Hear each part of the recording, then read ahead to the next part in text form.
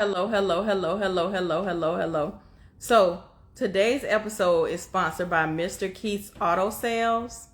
If you guys are not following Mr. Keith's Auto Sales, you need to go do that right now because I know we're all building old school cars, and so we all need parts.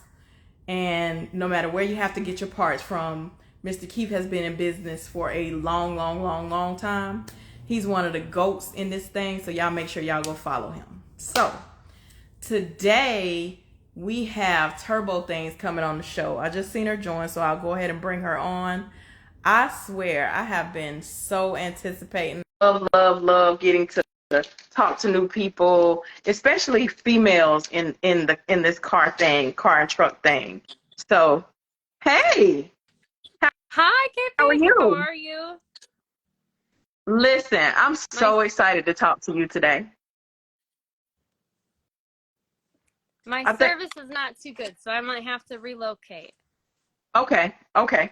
So yeah, because it keeps going in and out.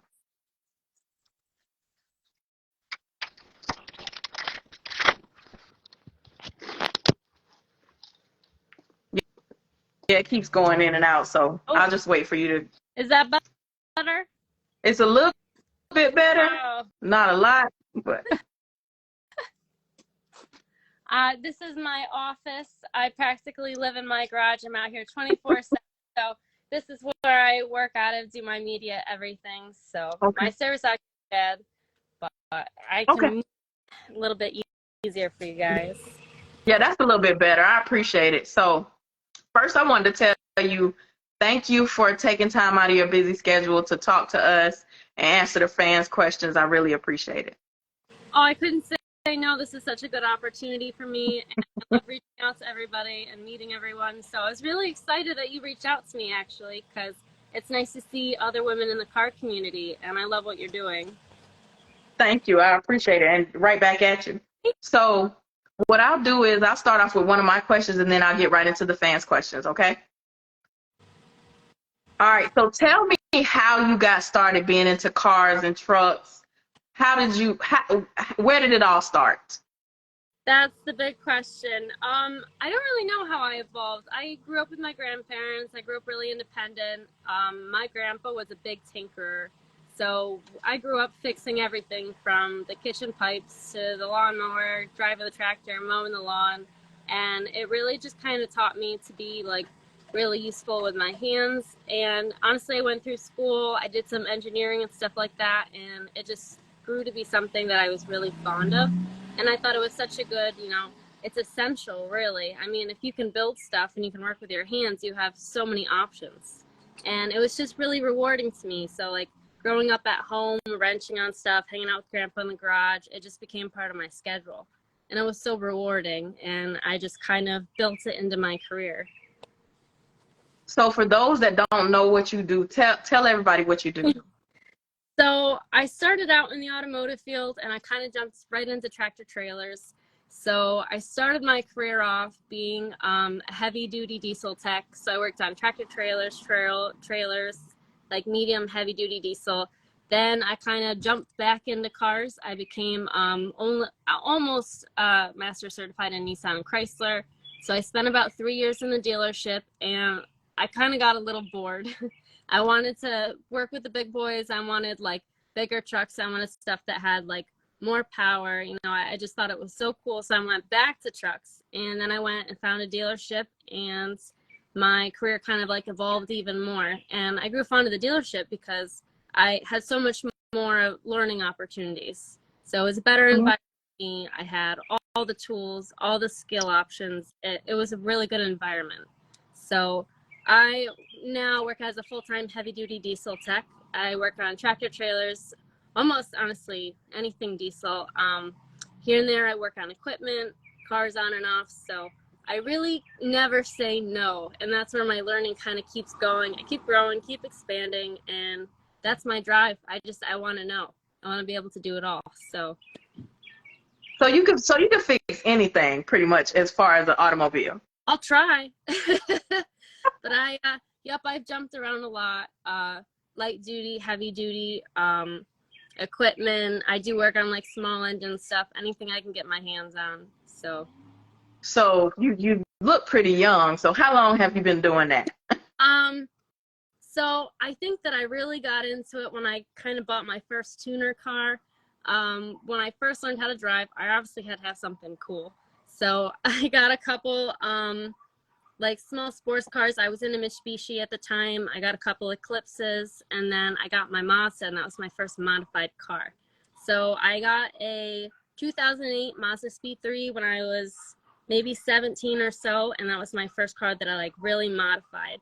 So when I got that, I kind of just started to, I grew fond of it, honestly, because of the turbo sounds.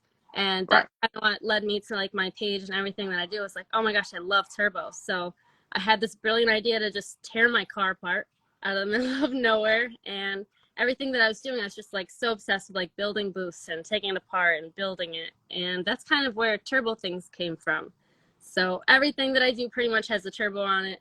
I love the sound. I love building boosts. I love building things. So after I got my car, that's where it really all took off, I guess. That's where everything proceeded, and that's what drove me into doing it full time. So do you race? Um, not really. I have built race cars for other people, but I don't personally. I kind of just build my vehicles to cruise around, and my Cummins that I'm building now is actually going to be a service truck, so I'm hoping to do a little bit of performance stuff with it because it is lifted and it will have some weight behind it. So I'm kind of hoping to move over to the performance side a little bit with it. I love the cosmetics, but that's really like where my heart lies, I think. So I used to take my Mazda down the track a few times, but I really like the building part of it. I love driving my car, but I love tinkering so much. Right. So if you have not already, what is your dream car to build? Oh, a car?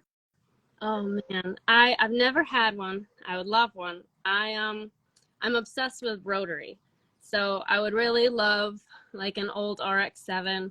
I want to build one. I'd love to like fully understand rotary, which would be really cool. But I grew up watching them at the track, and to me, in my area, there was something that was kind of rare, and they grabbed my attention. And it was different, so if I could get my hands on one, that would definitely be the car in my option. What about your dream truck? So I'm actually building it. I haven't announced it yet, but I just purchased a B Series Mac. It's a B61. It's an older truck. I'm really excited. I'm going to go through the restoration process with it, which I have not done yet, but I'm going to learn. So I'm really excited. I hope I'm going to keep everybody up to date with it. I'm going to start tearing it apart and cleaning it up. And I actually, what I would like to do with part of my career is I reached out to a couple shops on the East Coast that I would like to learn restoration work from. Right. And I have a few that are willing to teach me and undergo the process with me. So I'm hoping it's going to be a really cool project. So this one is a full restoration? Yeah, the cab's going to have to come off. I'm going to have to do the frame and everything. There isn't any, it's mostly surface rust, but it does have some dents and stuff. So basically everything will be coming apart and I'll be starting from scratch. Right. It'll be a lot of fabrication work for the most part. Listen, full restorations are no joke. No way. I always tell people I don't know how they do body work. It requires so much patience. It's like a whole nother world. Right. What's the biggest adversity that you have faced being in mostly a male, well, probably 98% male dominated world? What's the biggest adversity you faced? I deal with it every day. It kind of sucks. You know, we're constantly put down in this field. We're constantly questioned, and everything that I have to do, I've had to work harder for. And it's kind of been a pain. You know, sometimes I just wish I could catch a break. But, you know, after you are able to prove yourself, things get a little bit easier. I'm fortunate now to work in an environment where nobody gives me a hard time. I've kind of like built up my respect there and everything. But I notice, you know, even through social media, going places with my truck, I constantly hear, you know, that's your boyfriend's truck, or like, why are you driving that? Or like, you don't fix cars, you're not a mechanic. And at this point, I've kind of just used it for fuel to do better. I just kind of love like proving people wrong. So, and I tell people all the time, I just tinted my Cummins. I posted on my story. I was like, how the heck do I do this? Because I've never done it before. And everyone's like, just send it to somebody. Do yourself a favor and let somebody else do it. And I just had to do it myself. So I was like, watch this. Like, it's a learning process. And I hate the idea of what if. And I actually I'm starting to make apparel now. And on one of my shirts it says, life is too short to stay in one gear. You can stay consistent and you can play it safe, but at the end of the day, you'll always have that, like, what if? What if I didn't take that job offer? What if I never tore my Mazda apart and added more boosts? Like, what if I never did it? And to me, that's the accomplishment. So that's a whole lot better than never finding out. So it's funny you mentioned what you said about being a female. I sell old school car parts, and it's funny. First, guys don't think it's a girl running the page, but then they find out it's a girl, and they probably feel like they know more than me. But I know more about old car parts than a lot of men, and they're just like, shocked. Oh wow. That's the thing. Once you're there and you're proving them wrong, they're like speechless. They don't even know how to react. And to me, that's just like, it fuels it for me. I think that's like the greatest thing ever. But right. We are becoming a little bit more neutral on the subject. I'm starting to see like a lot more female mechanics and stuff. And I think the best thing to do is just like this, like women supporting other women, people standing up for each other, like making it more of a welcomed environment, because it sucks. We still deal with a lot of hate speech, and everyone just kind of puts everybody down for no reason. So I'm trying to kind of build girls up. I've been going to like women's events and shows all summer, like trying to hype the girls up, because those comments and stuff, they really get to you sometimes. Right. It's so unnecessary, and I feel bad. There's a lot of females, and especially in my fields, I dealt over the past couple of years, I've had guys mess with my work. I've had guys go behind my back and like mess with my jobs and say stuff. And Really? Oh gosh.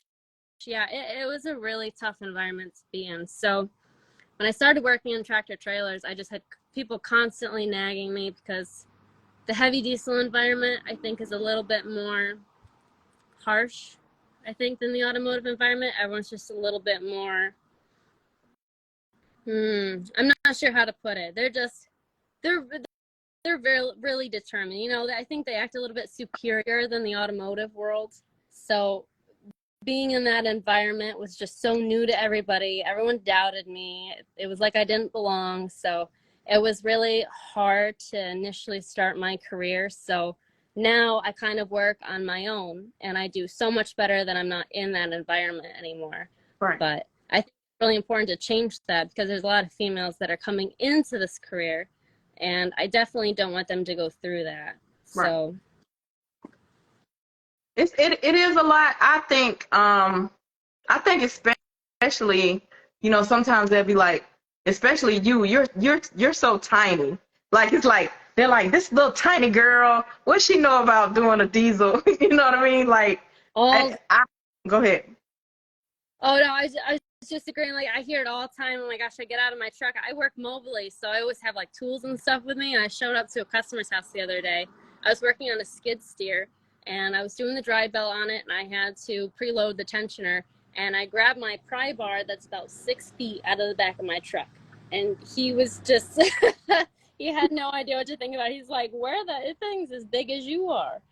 So, but being as small as I am, I've definitely learned how to improvise. It might take me a little bit longer. I might do things a little bit differently, but I still do things the same way and get the job done the same way. Right. So it's just finding out what works best for you. But I hear it all the time.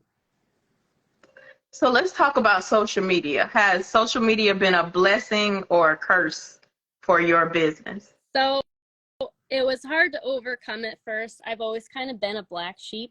Everyone thought I was really odd. So when I started my career, I had a lot of doubt. and it was really new for a lot of people to adjust to. And then I started getting bigger and I started posting what I was doing, and it intrigued a lot of people. So it started opening up a lot of doors and opportunities for me, and now I work with a lot of great companies. So right now I have a lot of companies that I use for parts, that I use for my own mobile work, and companies that I go and support at truck shows and events and stuff like that. But on the other end, I still get a lot of hate mail. I still have a lot of people that are constantly in my comments trying to make sure they get their 2 cents in. And I think anymore there's just a lot of trolls on the internet. But at the end of the day, I like to think about it. And I always say this, like, on my social media, I recognize the people that have been there for day one for me. So I kind of pick out those names that I see like consistently through my social media, and they mean, I don't know them, but they mean more to me than, 20 hate comments. So I can live with it. It's opened up a lot of doors for me. And I think if people aren't hating, you're not doing something right. So. Right. So I say this all the time. There are people that have been following me since I started my show in 2019. They were just followers at first. Then they became, I got used to seeing them all the time. Then they became friends. I have friends that I've never met in my life. Me too. So it's weird. So for me, I feel like it's a blessing and a curse. It's a blessing in the way it opened, like you said, it opened up a lot of doors. People that would have never probably got to see you. I would have never known you. A lot of people would have never known you. But then it's those people that just feel like they have to say something negative. Have to say something. Like, it wouldn't be right if they didn't say something negative. I think it's never really going to end too. So the best thing to do is I've gotten to the point now where I have so many amazing followers. They're such a big part of my support system. I usually got them like attacking people in my comments. They're like coming right at it. And it's tough. Most of the people that comment don't know who you are. And the people that are on your page, your supporters, they've had time to get to know you through your posts, through what you do. You've had all this time to, show, you have all these examples on how people are going to reflect about you. And you can't take somebody that doesn't know you or what you do or what you've been through and really take their comments seriously versus people that have been with you for day one. Right. So I'm super appreciative for them. I definitely, they've been there for me for day one, and I don't think my page would have grown without them. So they definitely made me get through a lot of the hate. Right. So tell us how long you have been a mechanic. So I really haven't done anything else. I want to say I started when I was 17 or 18 in an official shop. So been at least 6 years or so. I just turned 25 in March. I've jumped around in the field a lot between like cars and trucks and equipment and small engines. I did like tractor work. I worked on farms, like all kinds of different environments. But I'd say roughly like 6 years or so I've really been into it. And I'm hoping that it takes me bigger places. So their dealership has given me some big learning opportunities. And right now I'm just working on, excelling and mastering a couple brands. It's been really a great experience. So where would you like to see your career go? So I would like to be a full mobile mechanic. I would like my own shop, because I tell people this all the time. They're like, well, you work mobily. How come you work in a shop? And I always tell people, I love the mobile work. I love the on-site repair, but they're not suitable conditions for all repairs. And I like projects. Right. So I do a lot of rebuilds. I like rebuilding trainees. I like serious in-depth work, because I got bored, and that's what kind of led me to like move further in my career. So that's what the shop environment is for. But I love the field work because I like to be, in the scene. I work really good under pressure. I want to have my own mobile repair company and then my own shop on the side. But doing so requires a lot of software and diagnostic tools. So it's a little bit further down the road. So I still work full time and do my side gigs. So I'm hoping I'll take my time to build my company while I'm working full time and then go from there and see where it goes. I could see you in one of them big trucks. Those big trucks. They got all the tools, and maybe you could drive the car in there. I could see that. Oh man, I would love something like that. Yep, I love my Cummins. That's going full mobile truck soon. I got to get a utility bed. Duplicating the tools for the truck has been a really expensive task. I'm still working on that, but I'm also kind of trying to make it a show truck. I'm trying to make it like cool and stuff too, because it represents a lot of what I'm into. So it's a lifted utility bed and service truck. So it'll be definitely a sight to see. How did your family feel about you being a mechanic? Um, there isn't too many people in my family that really wrench, so it's a little bit different, but they've been supportive for me from the start, which has been really great. You know, my grandpa, who initially taught me to like be hands-on and everything, he thinks it's the coolest in the world, so to have my family on my side means a lot. What made you want to become a diesel mechanic? Oh, so I love diesel so much. Everybody knows on my page, if I had to pick, I'd go diesel all the way. And the thing is, diesel is such a required part of everything that we do. It's part of transportation. We need it for, you know, our goods and everything, and it's how everything's transported across the states. But it's also, and it's an arguable subject. I think diesel just carries like so much power. So if you like look at like a car versus a truck, I mean, initially a car can be faster, but trucks offer so much more torque. So to me, there's just more power there. I got into the performance side a couple years ago, and I really got to dig into it. And just the application that they're in is just, it's insane what you can do with them. And they're in so many different things, you know, they're in generators, stuff that we need every day. They're like kind of like powering everything that we do. So without them, you know, That's true. I know that we're going to go in EV soon, but it'll be a tough transition to compete without them. Man, listen, when I saw those electric trucks, so you don't think that they're gonna do you think that that's gonna like everything is gonna move over to that? Do you feel that way? So I think that that's what we're pushing.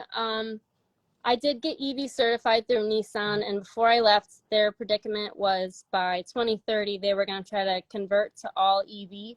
The problem is that with the EV trucks, they're not going to be able to carry as much weight. It's going to limit the distance that they can travel on a full charge, and the full charge is kind of when they estimate, you know, we'll say, oh, maybe you can go 3 hours on a full charge. That is in perfect conditions, no uphill, no wind, no weather. So when you face those obstacles with trucks, especially at higher altitudes with heavy loads, they're going to be decreasing a lot of, you know, it's going to be more expensive to go places. They're not going to be able to haul as big of a load, and they're not going to be able to go as far. So I think it's going to put a really big dent in the economy. But we'll have to see where it goes. They're definitely out. We have workhorses at the dealership right now. They're like a smaller version, but I'm still waiting to see how they work. Right. If you had not been a mechanic, what do you think you would have done? Um, so I definitely was into engineering. I'm not sure where I would have went. I know when I was in school, I kind of focused on structural engineering. Mhm. That was something that really interested me. I probably would have done something along those lines. I definitely don't think that I could have done anything that didn't involve working with my hands. I like to be like in the field, hands-on. So there's no desk job for me So you're like so you been a what we would call a tomboy all your life? my whole life. That's hard to believe. Oh, you know, everybody sees me with my eyelashes and everything, and they're like, "There's no way she could do both." But you know, at the end of the day, you know, I live in my work boots, and this is who I really am. So, but I love to experience a little bit of both sides. But at heart, you know, this is kind of where my heart lies. Um, Someone asked, how did you get into business and how how did you start your business? My mobile repair business. Hmm. So I think that I intrigued a lot of people being in the environment that I was in and in a career. And once you prove yourself, wrenching is kind of something that, you know, you don't need a piece of paper to tell you how like somebody's inclined. You have to physically do the job, do the task for any kind of recognition, to know the end result, to know how good of a tech you are. So after being in the field for a couple years and doing jobs and whatnot for certain people, I kind of gained customers. So I gained customers that would come into the shop every day and ask for me. You know, every time they brought their vehicle in, they'd be like, well, I would love Michaela to work on my car. So I kind of built like a trust relationship with them. And for myself, you know, I try to excel in my career and do better. So me doing jobs correctly and making sure that everything is up to par is part of my job and how I gained all my customers. So in the area, I'd say I haven't met any other female techs, so my name's definitely made its way around. So that being said, I've had a couple people reach out to me. They have been like recommended by other customers of mine or people that have gone in the dealership that know I can do certain tasks, and they just are sent my way, and I show them that I can do the job, I can do it correctly, and I can be reliable, and that's how I built my customer base. So tell everybody where you're located. So I'm actually out of Sayre, PA. I could throw a rock at the New York border, though. I work out of New York, and that's mostly where most of my customer basis is.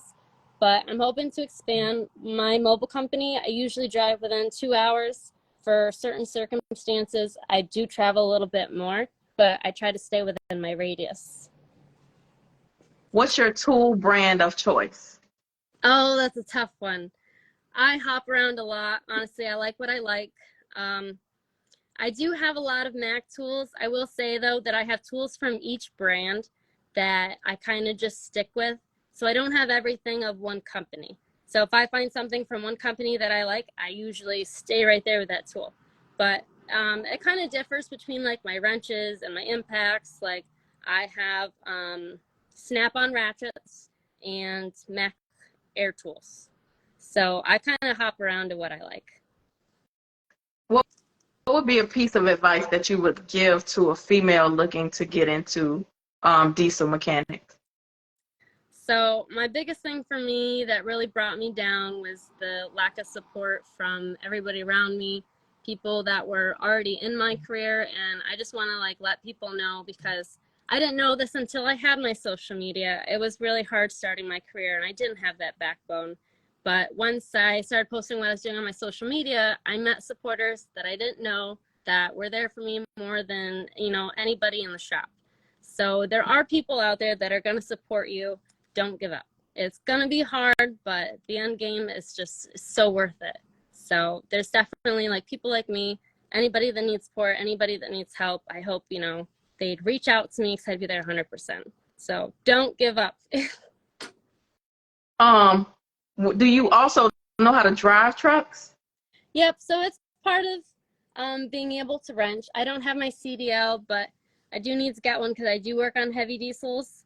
So we drive trucks every day. We got to drive them in and out of the shop. We don't drive them down the road, but things are converting. Like the new Volvos have I-shifts, so they're automatic manuals.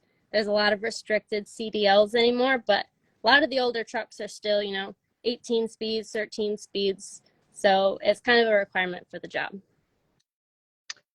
Tell us about a time when you had a customer that was just, okay, maybe I would say you won them over. So initially they were like, oh, no, I don't know. She can't. No. But then by the end, they were like, man, you really know what you're doing. So I surprised myself on this one, actually. I dig into jobs. I don't typically say no. Your sound went out. Oh. Can you hear me? Oh, I can hear you now. Yes. Okay, perfect. I don't normally say no to jobs. So I try to tackle everything that I can, but I know when I'm getting over my head. So I have like a comfortable border of jobs that I will and won't tackle. And while I was working at one of my shops, I had a Cummins come in with basically it stops running going down the road. And it wouldn't go in gear. It had a transmission issue. Come to find out, it broke the input shaft in the transmission.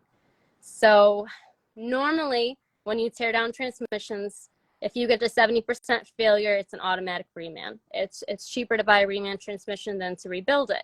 In this case, I couldn't exactly find 70% failure, so I wasn't getting a new transmission. I had to put the whole thing back together. So that was my first transmission rebuild. I did have access to everything that I needed to do it, so I used all my resources, ordered new parts. I actually got a upgraded input shaft, and I did all the clutches from the bottom up. And that was my first transmission rebuilt, and it went absolutely perfect. It was in a modified truck, so it held the power really well. And at the end of the day, you know, me, my service advisor, my customer, like, we were just really like surprised with the job. It held up really well. I see it going down the road all the time. So that's just kind of where, you know, seeing that for myself and seeing my capabilities and new things that I haven't done before, that really just drove me even more. So, and I do that every day. Now I don't say no to jobs. I know when my stopping point is and when I need help, but I try to tackle everything that I can because that's how I learn. So you don't have a lot of customers that come, because you've been there now for some time, but when you first started, did they come in and be like, what is she going to do? Is she like the service desk person or? Oh, I hear it all the time. I've had customers come in that don't know me and they'll ask for another tech. They'll request that I don't touch their car, not knowing my mechanic abilities, you know, and I deal with it all the time. It's just kind of something I've learned to put aside. It is what it is, but it's definitely an ongoing thing. I think the best thing at this point is just learning how to manage people like that. So it's definitely not our fault. It's just kind of part of being in the career. How do you manage it though? Like, because I know it's probably rough sometimes. I feel like people, because I go through it, people will talk to you crazy. So how do you? It gets to me now and then. I think the biggest thing is having like a support group and people around you, because I experienced one day in the shop, we had a company come in and, like, you know, refill the fluids and clean like the brake clean sinks and stuff like that. And I was pulling stuff out of the sink because I was doing front bearings on a truck. And I went to reach in the parts bin to grab my parts out of there so he could clean it. And every time I went to reach for something, he chucked it out of my hand. And I was just kind of like, I deal with stuff like this all the time. And it's tough not to react to it. But what I think out of those situations is what people are trying to do is to get a rise out of you. So by not reacting, you're not fueling their energy. So, and my environment around me at the shop is really supportive of me. So they kind of laugh at it with me. So if I didn't have them there to do it, it would probably get to me. But I have so many people that are there to pat me on the back. I don't think about it too much anymore. Because you've probably become like a little sister or a daughter to a lot of them. I'm one of the guys.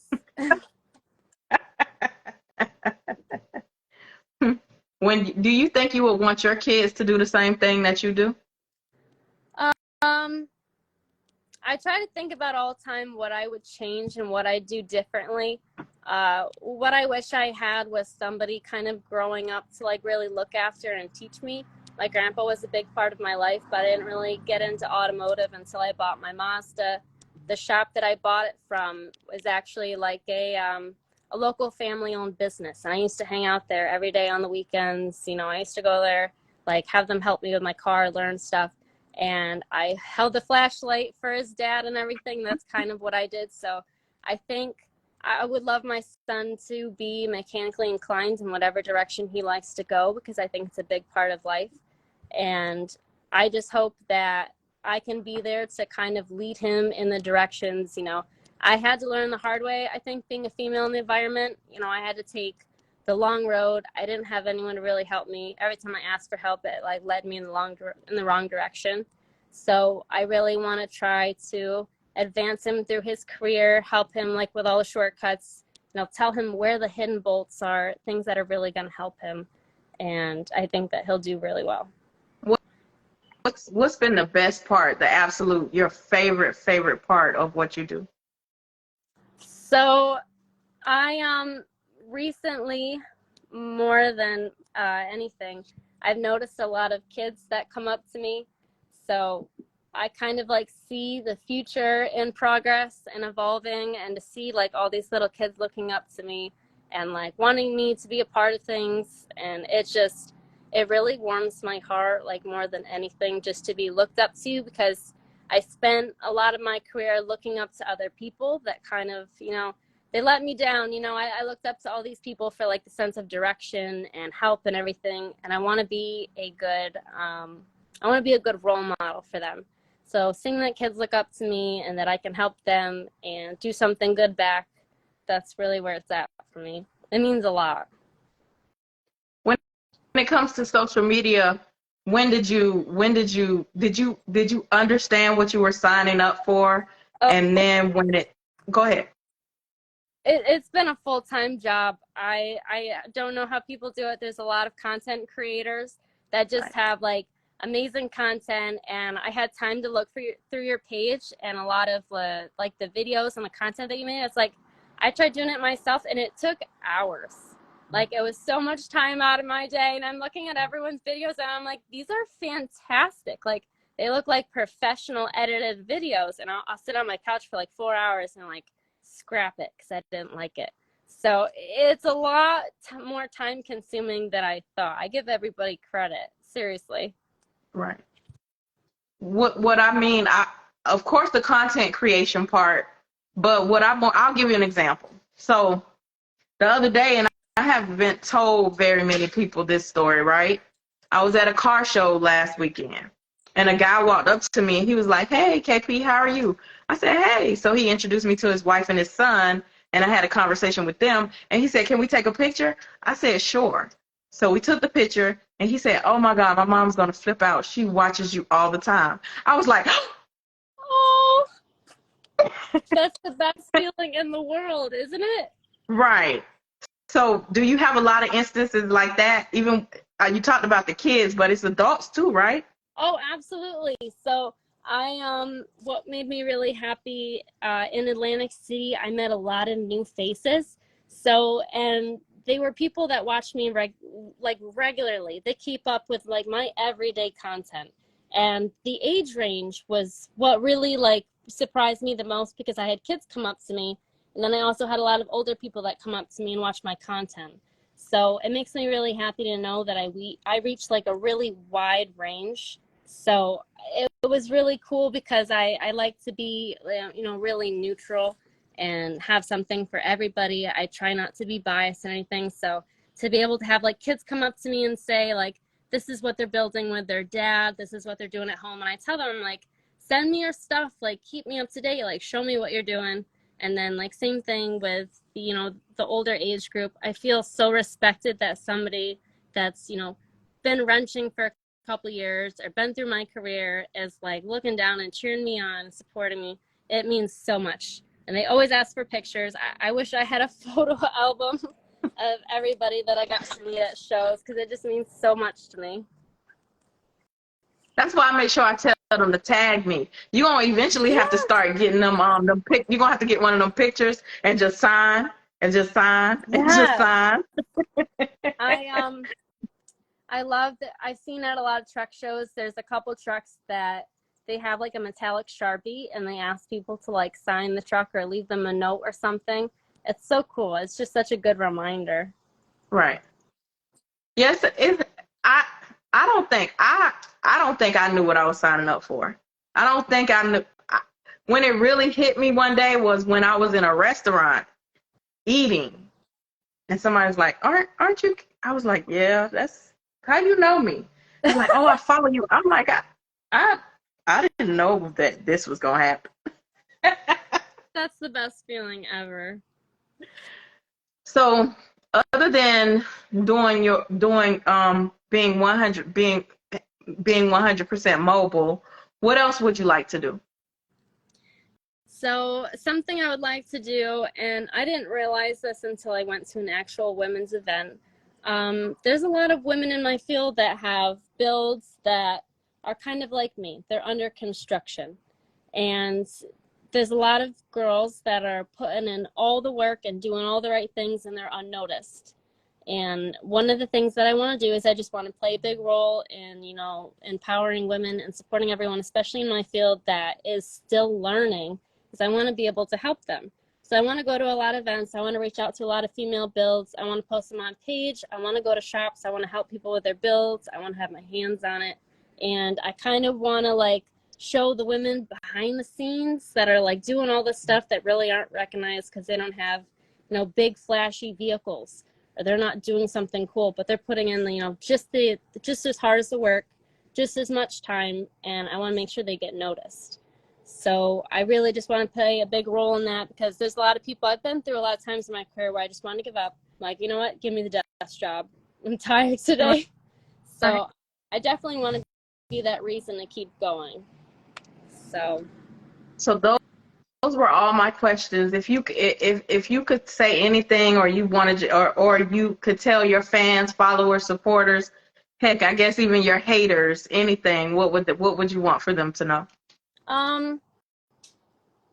I guess I've worked really hard to get where I'm going, and I'm trying like really hard to open up as many opportunities and stuff as I could. The support really means as much to me as anything. I guess I really just look forward to everybody watching my content and supporting me from the scenes. I really want to find a way to kind of like give back in what I'm doing. I want to go to other shops and support people. So I just want to let everybody know that I like really appreciate it. If I didn't have the support that I had from my social media, I would not have gotten this far in my career. So it's a big thanks. And I also wanted to ask you, because I look up to a lot of women in my career, you're obviously really respected for what you do. Do you have any advice for me moving forward? So I think, and that's a great question. I appreciate it. I would say take it as it comes, and more than anything, no matter where you end up going, be humble. Right. Because it's gonna come. It's gonna come days where you wanna lash out on social media, because that's where they lashed out at you. But just know, keep your eyes on the prize. And so you know where you're trying to get to, and people will do anything to try to derail what you have going on, but don't let them do it. And stay humble and stay hungry. If you stay humble and hungry, you'll make it.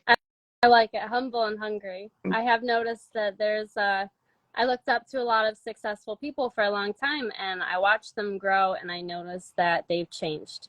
So I do look up to a lot of people. Lacey Blair is a big one of them. She kind of has done, like, she has a really diverse background.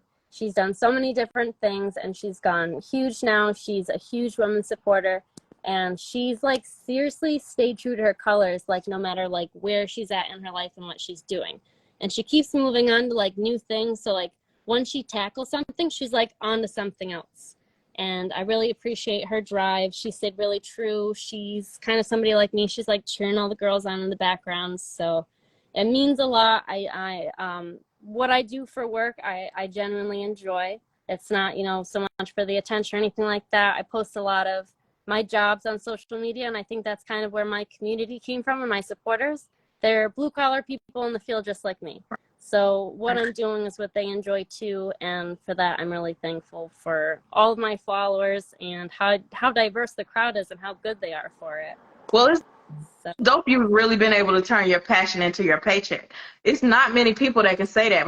A lot of people in this world are just existing. They're not living.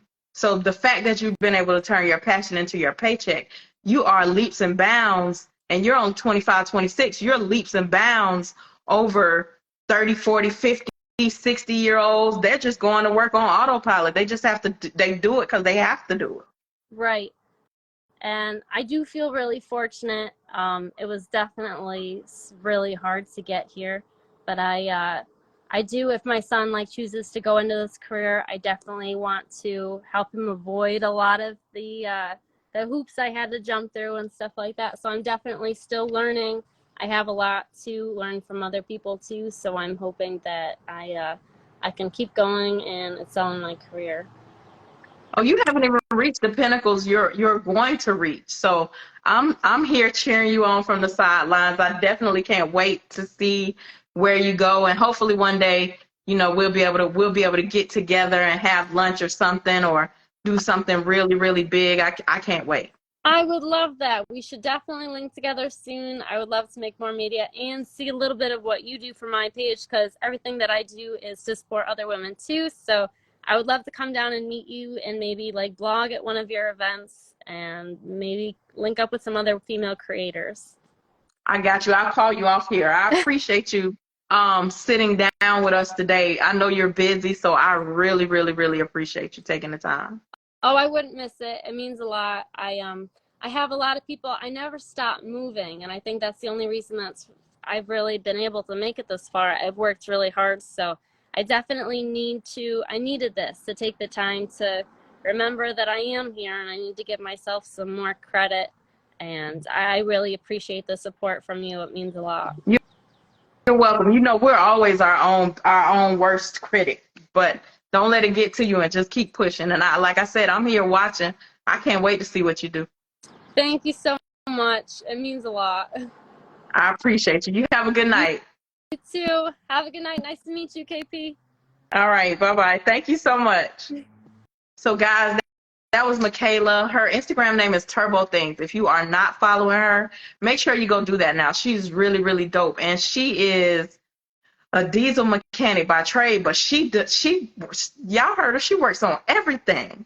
If you missed any of today's episode of Rise and Vibe, sponsored by Mr. Keith's Auto Parts, make sure that you click the link in my bio and view the full episode and any past episodes. I appreciate you guys tuning in every week since 2019. I greatly appreciate you guys. I'll see you next week, same day, same time, for another episode of Rides and Vibes. Have a nice day.